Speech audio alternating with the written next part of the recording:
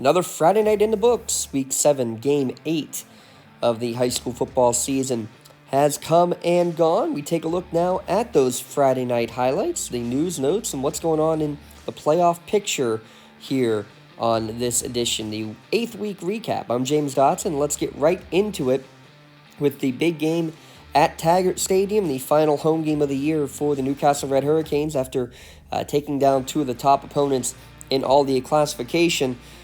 Big matchup against West Allegheny, however, did not go the Canes' way. Fell behind early. They were able to make their way back into the game, but ended up losing final score to West Allegheny 24-14. Mentioned they trailed 10-0. They get into the red zone, and on the third down play, able to find Chase Lemon in the back of the end zone for the touchdown. From the 5, from the 6, Graham scrambles, dumps it up the middle, touchdown, Chase Lemon.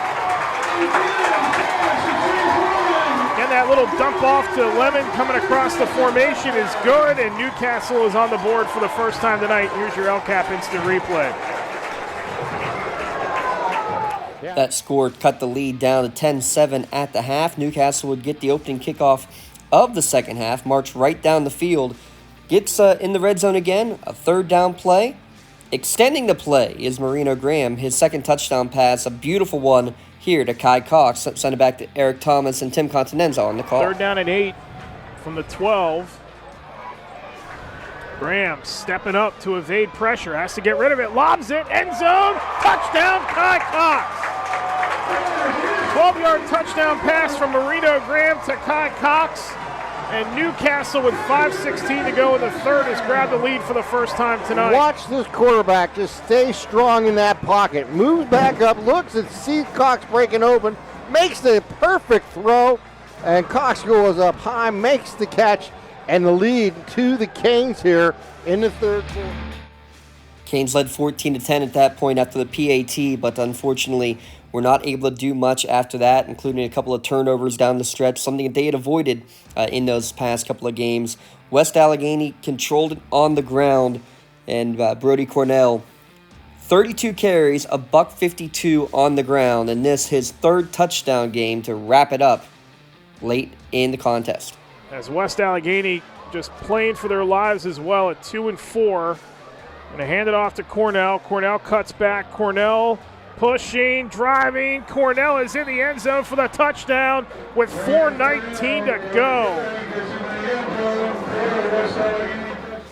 Playing for their lives, that's the best way to put it. 24-14 the final score. By the way, those last two plays, Kai Cox, the play of the game, and Brady Cornell as our MVP of the game. But it's a logjam in the Parkway now, with 4 teams tied at 2-1 atop the conference standings. Now, Montour still has to play West Allegheny and Aliquippa.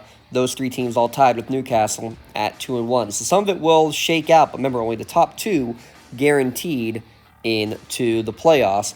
Could get a third team with a wild card. Could technically get 4 teams with 2 wild cards, though we'll have to see what the committee chooses to do in a couple of weeks. I think, again, a lot of this will be sorted out by the time we get to that one. As we drop down to Class 2A, the MAC Conference, we're going to talk about a team playing for their lives. Let's look at the Mohawk Warriors, losing 3 of their last 4, each by 1 possession, each on the last minute of the game, and going against an undefeated Western Beaver team. But Mohawk takes care of business, 40-20 the final, starting here in the first quarter. Late in the first quarter, Bobby Fadden fakes the pitch, throws it over the top. Beautiful toss to Cole McDaniel for the touchdown. And you could just see this team was fired up against the undefeated Western Beaver Golden Beavers. They get a turnover, and then this inside handoff. How about getting the ball to Joey Nail's hands one way or the other? I'd say third down touchdown doubles the advantage for the Warriors early in the second quarter. And they weren't done yet. The very next play from scrimmage, Mari Marshall jots back, throws it over the middle. Bobby Fadden says, "I'll take that, thank you very much." Takes it back 35 yards to the house to pick 6. Mohawk led 19-0 in this game. And again, you can just see the celebration going crazy on that Mohawk sideline. Needed a win to get it into the playoffs, really. 19-7 your halftime score. Lucas Stratton gets into the fold late in the third quarter, punches this one in, lowers his shoulder at the goal line, extending the lead. And then down the stretch, they have a 2-score lead, trying to run the clock out on 4th down, just outside of the red zone. They go, not with the pass, another little trickeration, inside trap, Landon Argero, untouched, look at that cut. Makes the man miss and gets it in for the 40-20 win. So Mohawk stays alive with that win, giving Western Beaver their first loss of the season as well. So this is a Mohawk team that's been right there. That could have very easily been a game between two 4-0 teams in the conference. Again, Mohawk with their 3 losses coming by score differences of 6, 3, and 2 points. Still got a battle for their lives. Basically, every week's going to be a playoff game here on out for Mohawk. We'll talk about the full standings here in a moment. It was senior night for the Rivell Cup as well, as Elwood City hosting Riverside in a big movement week game between the Panthers and the Wolverines. And the movement was right down the field early and often for Elwood City. How about a 48-14 win over Riverside? By far the best offensive performance of the season. Quarterback Tyler Smiley, 5 touchdown passes in the game. Already up 12-0. Let's send it out to ECS with Thad Sturgeon and Brad Winhurst, making it a 3-score game early with this touchdown to Daylon Carey on senior night. Dom Hogue wants to go down there, finds his man wide open! Touchdown! That's how you make up Daylon Carey with the 24-yard TD reception on senior night. Elwood will get the ball right back, going a little 2-minute drill, and less than a minute to play. How about making it 4 first-half touchdowns for the Wolverines? Back to pass, Smiley. Surveys, goes One down the on field, one. gun Hockenberry. Touchdown! Yes! Hockenberry gets the 19-yard reception for the touchdown. Freshman Cam Hockenberry. Have a day. The onslaught would continue in the second half as well. 2 more touchdown passes for Tyler Smiley. After a Dom DiNucci interception, he's able to get one in the back of the end zone. And then a beautiful pass for another one to Daylon Carey. Back to pass to Smiley. Almost gets hit. Got Gonna him go open. deep. Touchdown! There it is! Dom DiNucci! 27-yard touchdown with 8:44 remaining. How did he get behind? 4:04 remaining. They're up 32-7. Oh boy. Smiley The wanting wheel to go route deep. is open. There it is. Touchdown! Daylon Carey gets the 35-yard reception. That's 5 touchdowns. 5 touchdowns on the day, 2 there to Daylon Carey. Yeah, got hit with the gritty celebration with the flag for celebration after fact, but think they'll be okay with that, with a huge win over their rival, and now sitting pretty in the conference in terms of making it into the postseason. The other game featuring a county team there in the Class 2A MAC was Union traveling to Freedom. Union still looking for their first win on the season as they take on a Bulldogs team, again, right in the thick of things in that jam-packed race in the middle of the MAC conference. We pick things up here late in the first half. Freedom leading 14-0. 3rd down, deep near in the red zone, extending the play, fighting Jaden Townsend on the back of the end zone from Jordan Kelly, made the score 14-6 at the half, but then a swing pass to Caden Bailey. Already had touchdown runs of 43 and 65 yards. Look at him turn on the speed there on this 74-yard touchdown reception. Union would have a chance, though. They had a touchdown on the quarterback sneak. They get this forced fumble. Isaac Casciato picks it up, returns it deep into the red zone. However, Union would go 4 and out there to end the quarter, and basically Freedom went on a 9-minute drive to waste the rest of the clock and secure that 20-14 victory. The ground game seems to be, again, in good shape. 100-plus yards for Gianni Million this week. The touchdown run for Jordan Kelly and the one through the air there you saw as well. Just one step short, it feels like, for this Union Scotties team yet again. I mean, we talked about Mohawk having the issues with those close losses and what it would mean. How about Union? They lost by 2 to Riverside, by 7 to Mohawk, lost in overtime to Beaver Falls, and now a 1-possession loss here to Freedom as well. So Union's still winless, but those are 4 games that they lost by 1 possession. So Now, it is what it is, just need to get that final play, and Union could be in a completely different situation. Instead, they are the only team here in the MAC that is officially eliminated from playoff contention. Western Beaver and Beaver Falls 4-1 at the top of the MAC. Elwood City and Riverside each a game behind at 3-2. New Brighton, Freedom, and Mohawk all at 2-3. And again, only 3 teams are guaranteed into the playoffs. Likely you'll get a 4th, probably a 5th as well, just the way that the conferences end up shaping up. But you're not guaranteed any more than 3. So you got big games coming up, especially Mohawk Freedom next week. Winner, great chance to make it into the playoffs. Loser, likely staying home. We'll talk about the rest of the scenarios, including everything in Class 1A from the WPIL when we go back from our highlights from Friday night. That's when we return. Friday Night Highlights here at LC Sportsnet, powered by LCAP. Thank you for calling Axe. Where can we take you today? To work, to the store, to Grandma's house. Axe can get you there, but it's much more than a ride. It's a joyride. I'm helping people. I'm getting them out of their house. I'm taking them to their doctors, to the grocery store. They say I'm entertaining. Okay, we laugh, we joke, we sing, we tell stories. They're like family to us. Even if it's the same day, to schedule your joyride, call Axe today. Axe taking you around the county. We take you around the county as we recap the Friday night highlights. And unfortunately, for some of the games we're going to be talking about, not a lot of highlights for some of our county teams, especially for Neshannock. Battle for first place, undefeated in the conference, both Neshannock and Southside. It was Southside, though, that took charge in this one. How about a 35-7 absolute lambasting of the Neshannock Lancers? 441 rushing yards in the game for Southside. And they just controlled the line of scrimmage, controlled the clock, controlled the game basically from the start. The one highlight for Neshannock literally came on the first play from scrimmage. Gino Mazzocco calls his own number, takes it to the house. They're going to go 5 receiver set here for 1st and 10. And a keeper right up the gut, and big hole for Mazzocco across midfield to the 40. Look out! You're not going to get him! One play, 60-yard touchdown!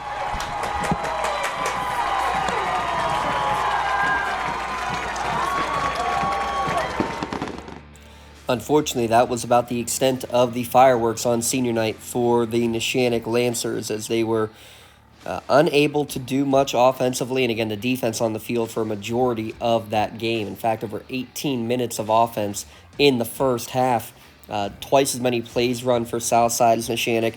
And AC Corfield, the main part of that backfield, had a 48-yard touchdown run to respond to that one, had a short touchdown run later in the first half.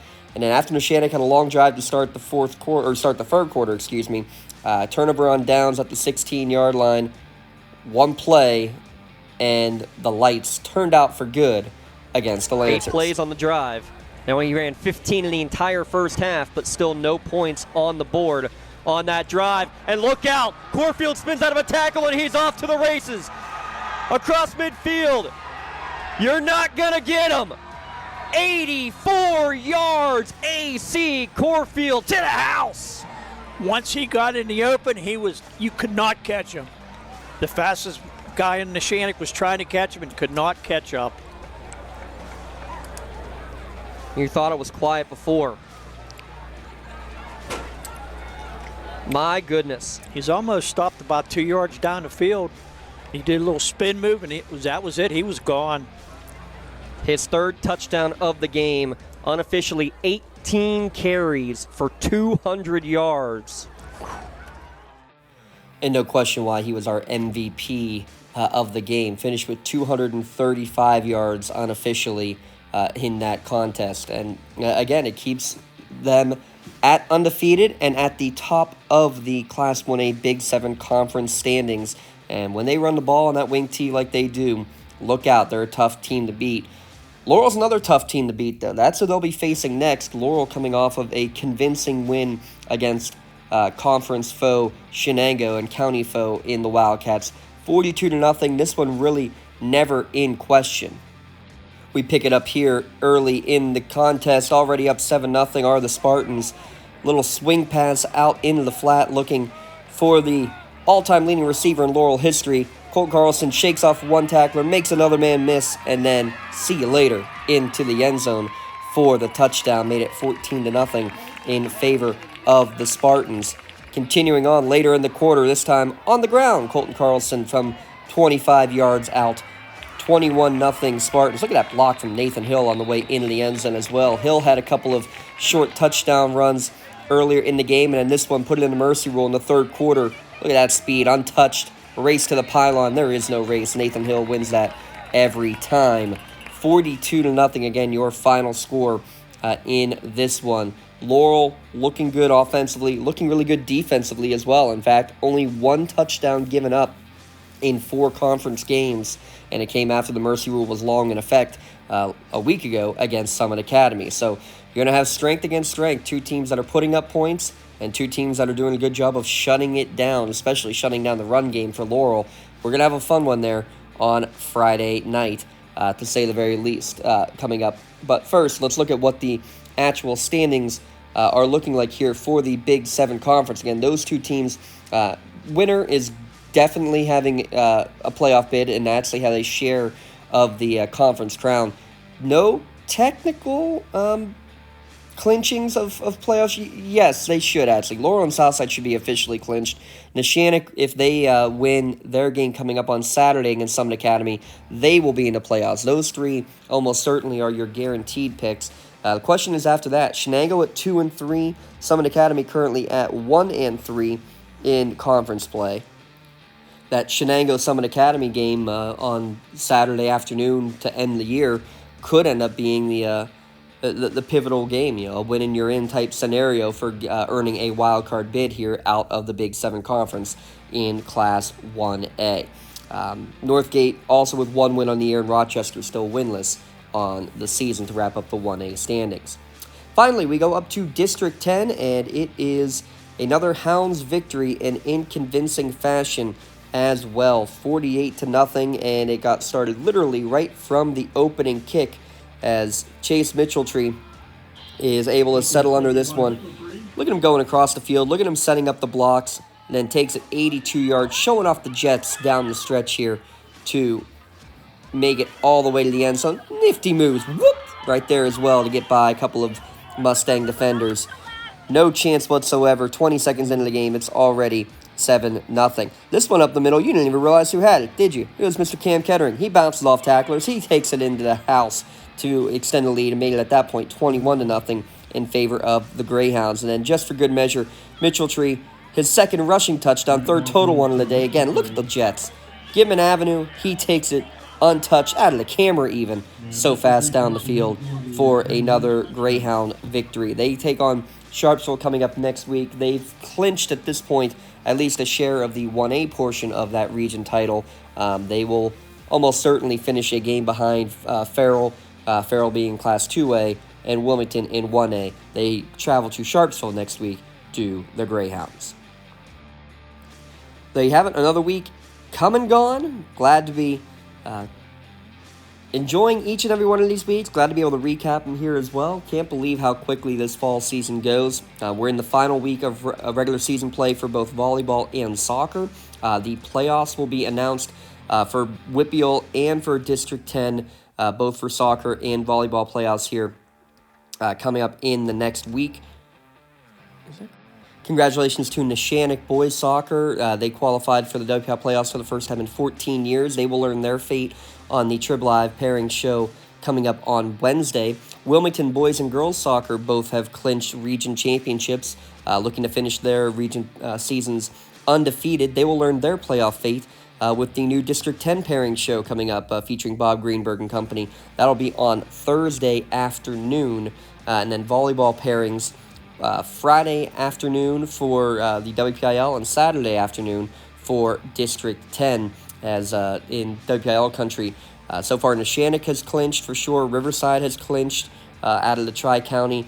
Union needs to get a win down the stretch to make it into the postseason. Shenango and Laurel in a big game down the stretch here coming up on Tuesday where Shenango has a win in their in opportunity. Laurel needs to win that one and some help. But you can follow along with all that coming up. We'll have coverage of that game on Tuesday between the Cats and the Spartans. We'll also have the Tri-County Girls Basketball Championships on Thursday evening. We'll have both the 7th and 8th grade championship games for you at lcsportsnet.com. And then Friday Night Lights will be here just as quickly.